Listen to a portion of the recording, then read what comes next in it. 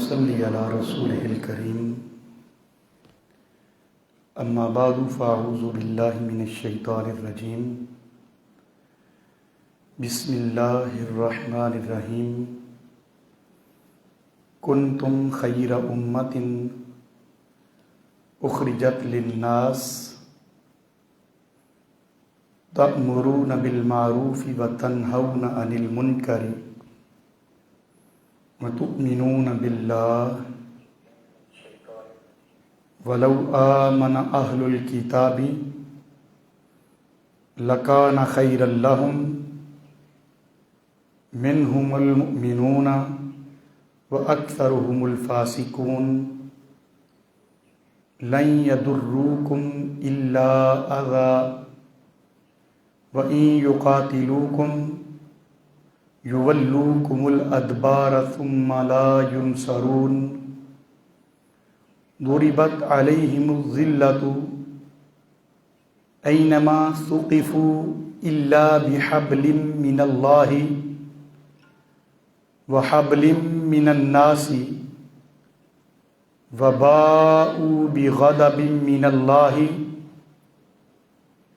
وضربت علیہم المسکنہ ذالک بأنہم کانوا یکفرون بآیات اللہ ویقتلون الانبیاء بغیر حق ذالک بما عصوا وکانوا یعتدون لیسوا سواء من اہل الکتاب امۃ قائمۃ یتلون آیات اللہ آناء اللیل وہم یسجدون صدق اللہ مولانا العظیم قال اللہ تبارک و تعالی مخبرا و آمرا ان اللہ وملائکتہ یصلون علی النبی یا ایھا الذین آمنوا صلوا علیہ وسلموا تسلیما اللہم صل علی سیدنا ومولانا محمد وعلی آل سیدنا ومولانا محمد وبارک وسلم الصلاۃ والسلام علیک یا سیدی یا رسول اللہ وعلی آلک واصحابک یا حبیب اللہ الصلاۃ والسلام علیک یا امام القبلتین وعلی آلک واصحابک یا جد الحسن والحسین۔ لائق صد احترام جملہ سامعین و ناظرین و حاضرین، بحمدہ تعالی مرکزی جامع مسجد سیدنا اویس قرنی رضی اللہ تعالیٰ عنہ ملاگر میں ریگولر درس قرآن کے ساتھ حاضر ہیں۔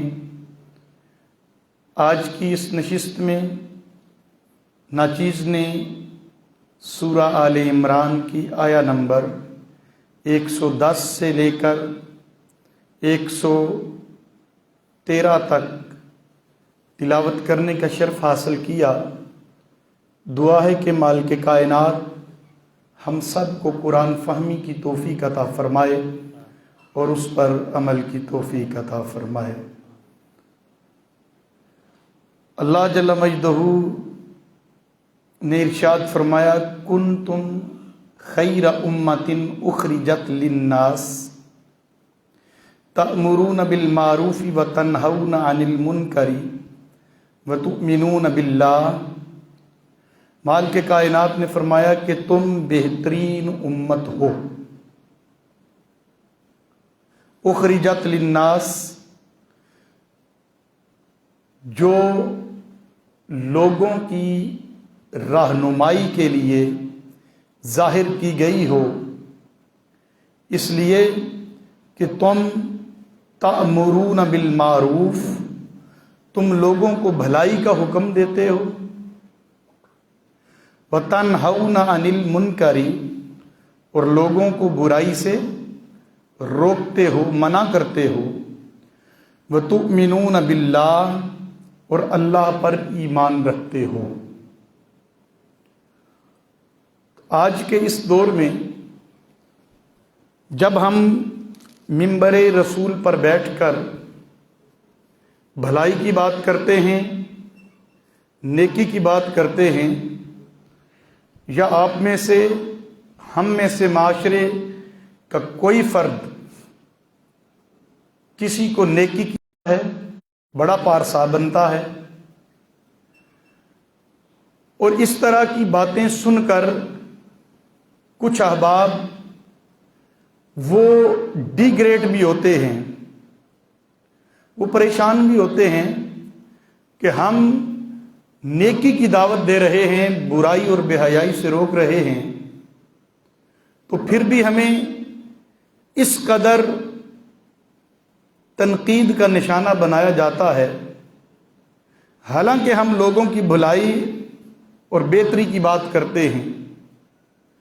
تو یاد رکھیے، اللہ جل مجدہ کی طرف سے وہ بندے بڑے خوش نصیب ہوتے ہیں جنہیں بھلائی کی طرف دعوت دینا، نیکی کی طرف لوگوں کو بلانا اور برائی اور بے حیائی کے کاموں سے روکنے کی توفیق مل جاتی ہے۔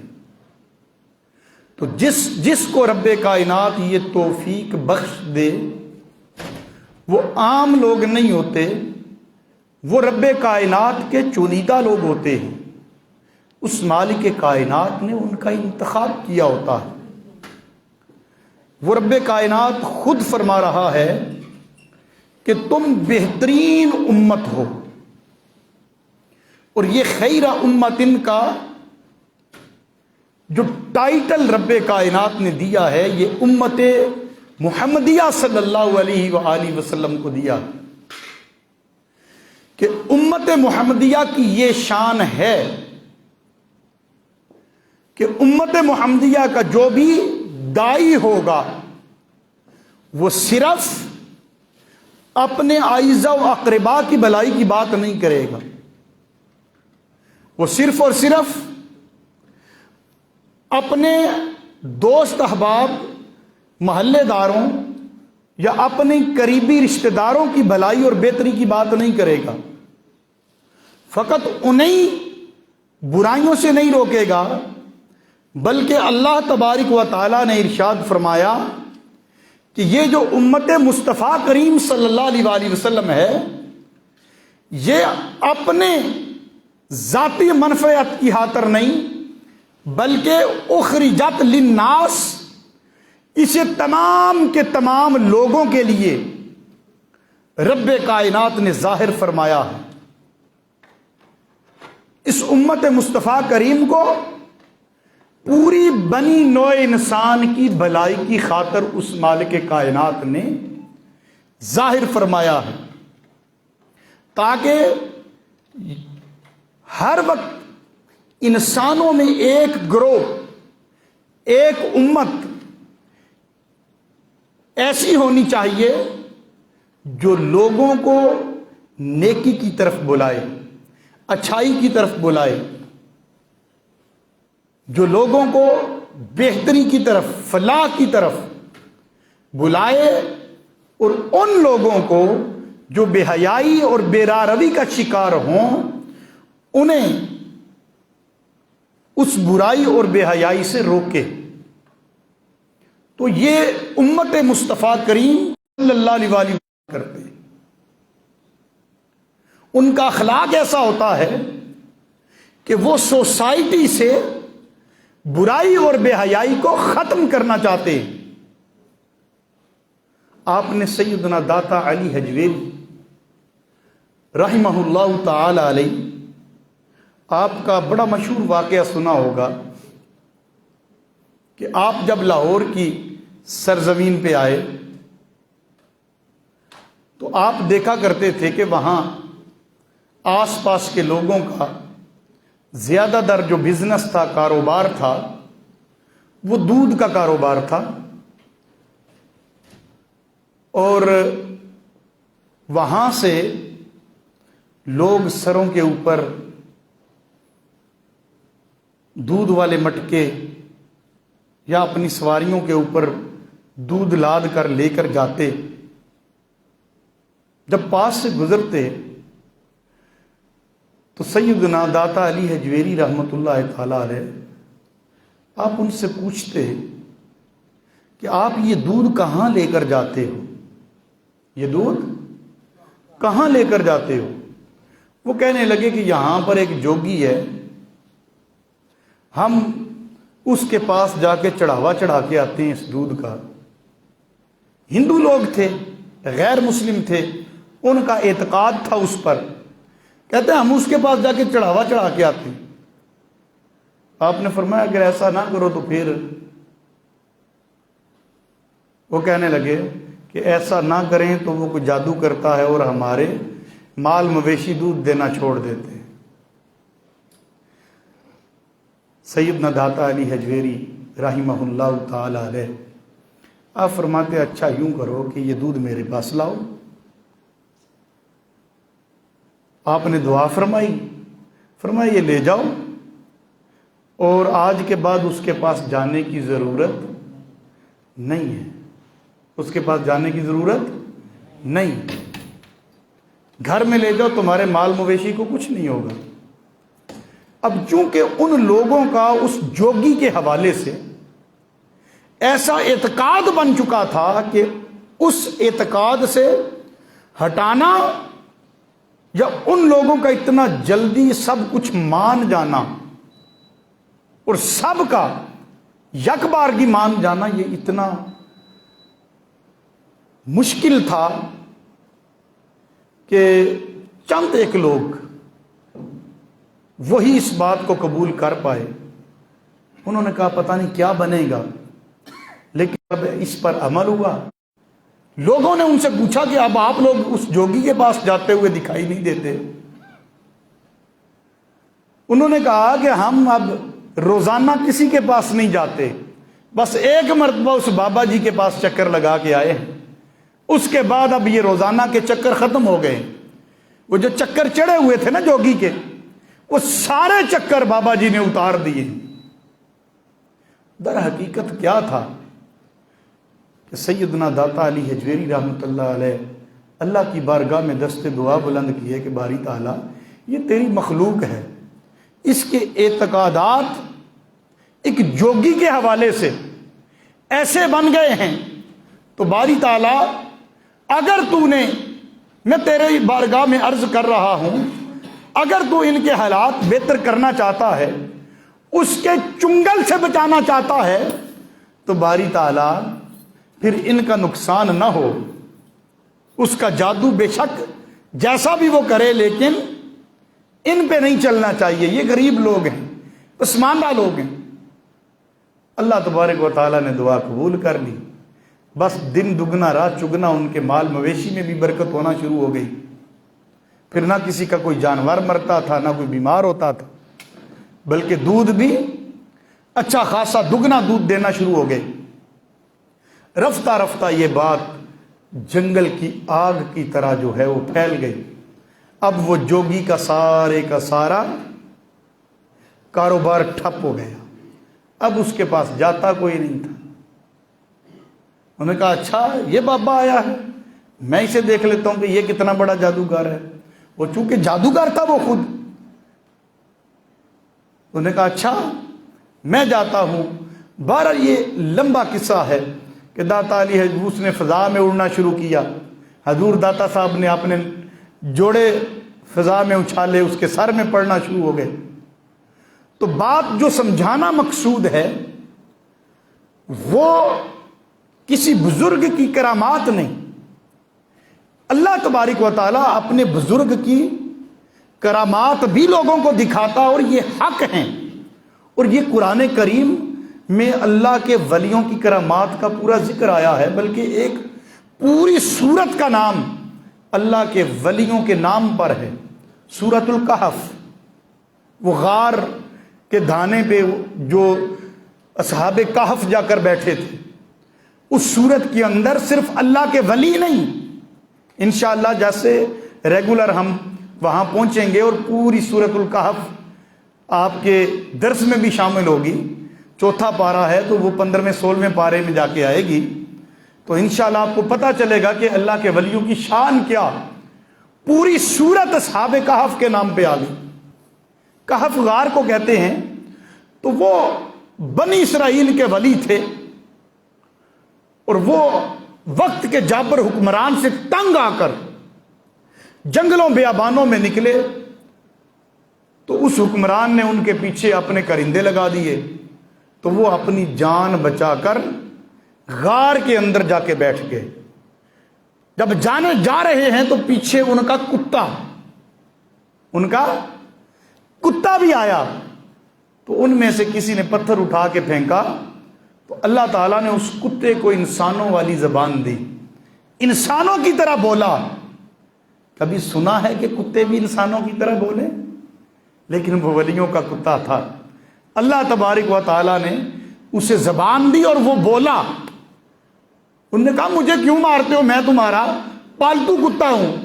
انہوں نے کہا کیونکہ تو کتا ہے, تو بھونکے گا اور ہمارے دشمن ہمیں آ کے پکڑ لیں گے. اس نے کہا کہ میں کتا ضرور ہوں مگر بھونکنے والا, ولیوں پر بھونکنے والا نہیں ہوں, کتا ضرور ہوں. تو عزیزان گرامی قدر, وہ انشاءاللہ پوری ڈیٹیل کے ساتھ پھر ہم ان کے حالات کو پڑھیں گے. تو یہاں پر اللہ کے اولیاء کی کرامت بتانا مقصود نہیں. جو بیسیکلی ہماری بات چل رہی ہے وہ یہ ہے, عنوان جو چل رہا ہے یہ اللہ کے ولی اور آقا علیہ الصلوۃ والسلام کی امت کے علماء, میرے آقا علیہ الصلوۃ والسلام کے صحابہ, اہل بیت اطہار, تابعین, تبع تابعین اور بزرگان دین, انہوں نے اسلام پوری دنیا کے اندر کس طرح پھیلایا. یہاں تک کہ اسلام کی ترویج کے اندر ہمارے عرب تاجروں کا بہت بڑا کنٹریبیوشن ہے. وہ اپنے اخلاق سے, اپنے کردار سے, لوگوں کی خیر خواہی اور بھلائی کی وجہ سے وہ اتنے پاپولر ہوئے کہ لوگوں نے ان سے آ کے پوچھا کہ یار تم جو بات کرتے ہو سچی کرتے ہو, جو مال بیچتے ہو اگر اس میں کوئی کھوٹ ہے تو وہ کھوٹ پہلے بتا دیتے, اگر اس کی کوئی خوبی ہے تو وہ بھی بتا دیتے. خوبی کی حد تک تو بات سمجھ آتی ہے, مگر آج تک کسی نے اپنے مال کا کھوٹ نہیں کبھی بتایا. تم کھوٹ بتا کر بھی اپنا مال بیچ جاتے ہو, پھر جو وعدہ کرتے ہو وہ وعدہ پورا کرتے ہو. تو یہ کہاں سے یہ ساری عادات سیکھی؟ تو ان تاجروں نے بتایا کہ ہم محمد عربی صلی اللہ تعالیٰ علیہ وسلم کا کلمہ پڑھتے ہیں. انہیں پڑھا دیا. اور اس طرح یہ انڈونیشیا جو ہے بہت بڑا اسلامی ملک ہے, اور وہاں کوئی عالم دین عرب سے وہ دین کی دعوت لے کر نہیں گیا. وہاں پر آقا علیہ الصلوۃ والسلام کے کوئی صحابی یا تابعی نہیں پہنچے, نہ کوئی تبع تابعی پہنچے. وہاں دین کی تبلیغ جو ہوئی اس کی ہسٹری یہ ہے. ہمارے ساتھ عراق میں صدام یونیورسٹی میں انڈونیشیا کے بہت سارے دوست پڑھتے تھے. وہ بتاتے تھے کہ ہماری ہسٹری یہ ہے کہ ہمارے ہاں عرب سے تاجر آتے تھے اور آغاز اسلام کا وہاں سے ہوا, ان کے اخلاق سے, کردار سے متاثر ہو کر, ورنہ آلموسٹ وہ بوزسٹ تھے. تو آج وہ اسلامی دنیا کا بہت بڑا ملک ہے انڈونیشیا. تو بات یہ ہے, یہ سب کچھ کیوں ہے؟ اللہ کے ولی عوام کی بھلائی کی بات کیوں کرتے ہیں؟ صحابہ کرام نے اپنی جانوں کے نذرانے بنی نوع انسان کی خدمت کی خاطر, اس سرزمین پر امن قائم کرنے کی خاطر, پھر آقا علیہ الصلوۃ والسلام کے مبارک خانوادے کے نفوس قدسیہ نے اپنا پورا پورا گلشن منحوس خزاں کی بھیٹ چڑھایا. اس سب کچھ یہ قربانیاں کیوں دی؟ وجہ کیا ہے؟ وجہ یہ ہے کہ اللہ تبارک و تعالیٰ نے ارشاد فرمایا کنتم خیر امۃ اخرجت للناس تأمرون بالمعروف وتنہون عن المنکر وتؤمنون باللہ. وجہ یہ ہے کہ تم ایسی امت ہو کہ جنہیں لوگوں کی بھلائی کے لیے ظاہر کیا گیا ہے، لوگوں کی خیر خواہی. یہاں یہ نہیں فرمایا، یہ ڈور بند کر دیں، یہاں یہ نہیں فرمایا گیا کہ مسلمانوں کی بھلائی اور خیر خواہی، یہ نہیں فرمایا گیا کہ مومنوں کی بھلائی اور خیر خواہی. بڑے قابل توجہ الفاظ ہیں. یہ نہیں فرمایا گیا کہ اہل سنت کی بھلائی اور خیر خواہی یا اہل حدیث کی بھلائی اور خیر خواہی یا اہل تشیع کی. ہمارے ہاں تو ایک پیر کے مرید دوسرے پیر کو ماننے کے لیے تیار نہیں ہوتے، ایک استاد کے شاگرد دوسرے استاد کو ماننے کے لیے تیار نہیں ہوتے. ایک ہی مکتبہ فکر میں ایک مسجد کے امام صاحب کی دوسری مسجد کے امام صاحب کے ساتھ جنگ چل رہی ہوتی ہے. ایمانداری کی بات ہے یا نہیں؟ تو پھر ہمیں ریویو کرنا ہوگا اپنے اخلاق پر، اپنے کردار کا. کیا ہم وہی لوگ ہیں جن کے بارے میں مالک کائنات فرماتا ہے کہ تم کنتم خیر امت؟ پتا چلا کہ جہاں کہیں کوئی غیر مسلم بھی کسی کے ظلم کا شکار ہے، غربت، تنگی اور افلاس کا شکار ہے، تأمرون بالمعروف، تم نیکی کا حکم دینے والے ہو، وتنہون عن المنکر، اور تم فلو آمن اہل الکتاب لکان خیر لہم، اور اگر اہل کتاب جو ہے وہ بھی ایمان لے آتے تمہارے بھلائی کا حکم دینے کی وجہ سے، برائی سے روکنے کی وجہ سے، اور ان کے پاس جو اللہ تبارک و تعالیٰ نے اسلام کے حوالے سے جو ان کی کتابوں میں معلومات دی، اللہ تبارک و تعالیٰ نے جو ان کو احکامات دیے، اور حضور علیہ الصلوۃ والسلام کی آمد کے حوالے سے ان کی کتابوں کے اندر مالک کائنات نے جو بشارتیں دیں، ان پر اگر وہ ایمان لے آتے، وَلَوْ آمَنَ أَهْلُ الْكِتَابِ لَكَانَ خَيْرًا لَّهُمْ، تو ان کے ایمان لانے سے تمہیں تو تقویت ملتی، مگر لَكَانَ خَيْرًا لَّهُمْ، اس سے زیادہ ان کے اپنے لیے بہتر ہوتا کہ وہ ایمان لے آتے.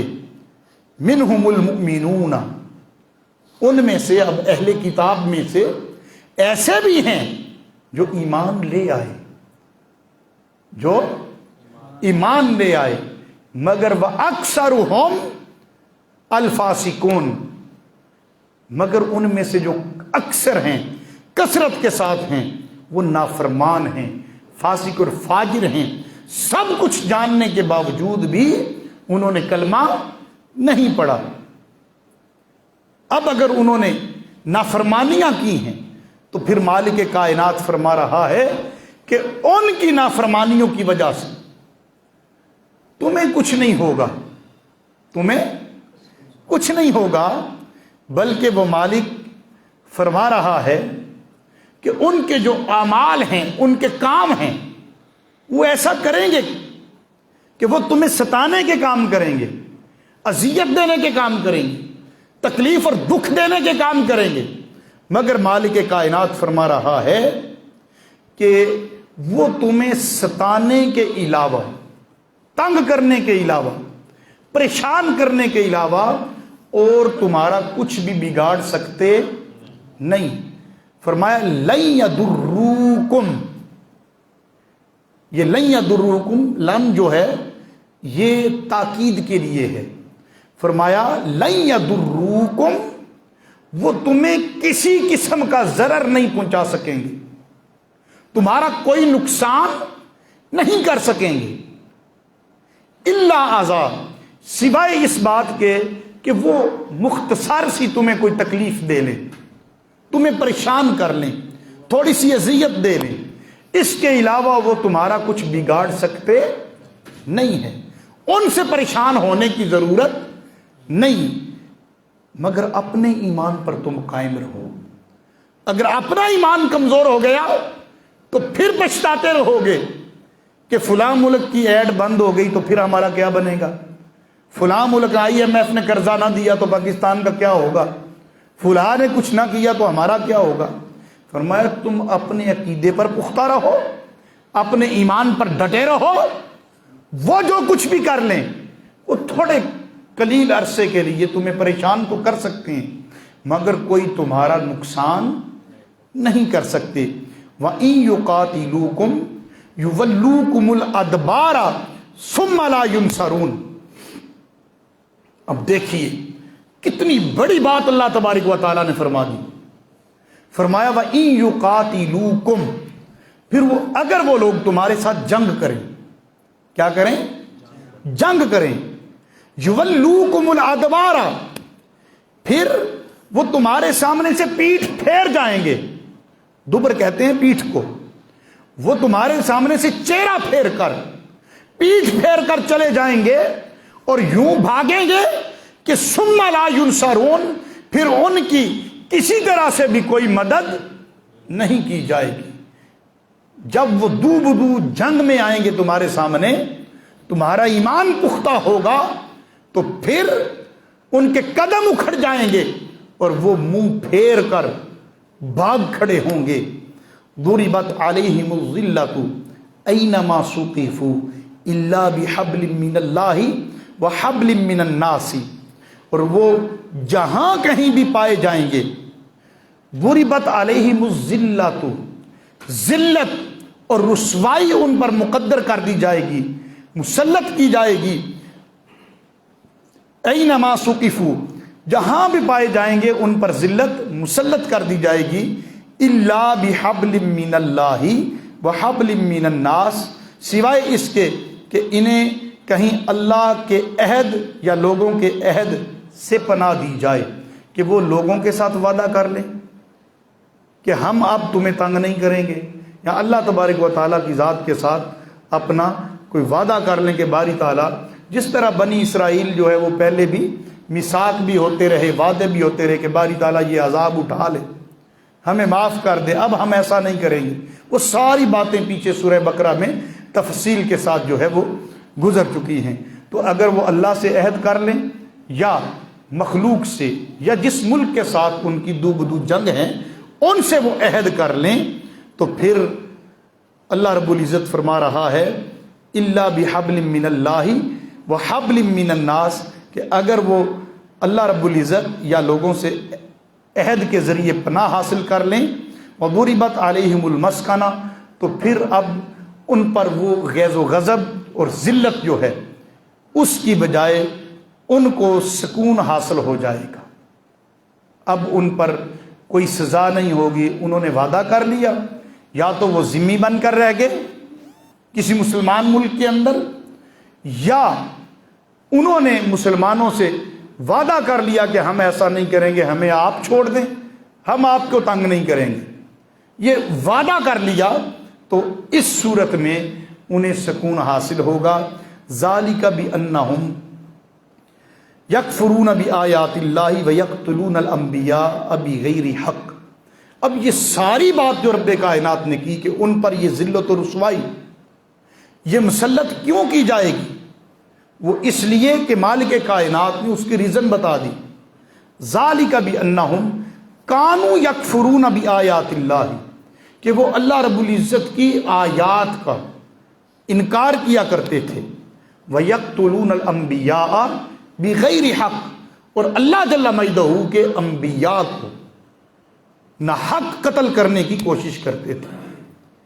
ذَلِكَ بِمَا عَصَوْا وَكَانُوا يَعْتَدُونَ، کیونکہ وہ نافرمان ہو گئے تھے اور سرکشی میں بڑھ چکے تھے، تو رب کائنات نے پھر ان پر اس طرح کا عذاب مسلط کیا۔ عزیزان گرامی قدر، دعا ہے کہ مالک کائنات ہمیں قرآن فہمی کی توفیق عطا فرمائے، اور جہاں کہیں بھی ہم بسیں، جہاں بھی دنیا کے کونے کسی کونے میں بھی رہیں، وہاں اپنے آس پاس جتنے بھی لوگ ہوں ان کی بھلائی اور خیر خواہی کی کوشش کریں، اور اس سرزمین پر فساد انگیزی کو ختم کرنے کی کوشش کریں اور اس کے لیے اپنی صلاحیتیں بروئے کار لائیں۔ دعا ہے کہ مالک کائنات سب کو عمل کی توفیق عطا فرمائے۔ وآخر دعوانا ان الحمدللہ، سنتیں ادا فرمائے۔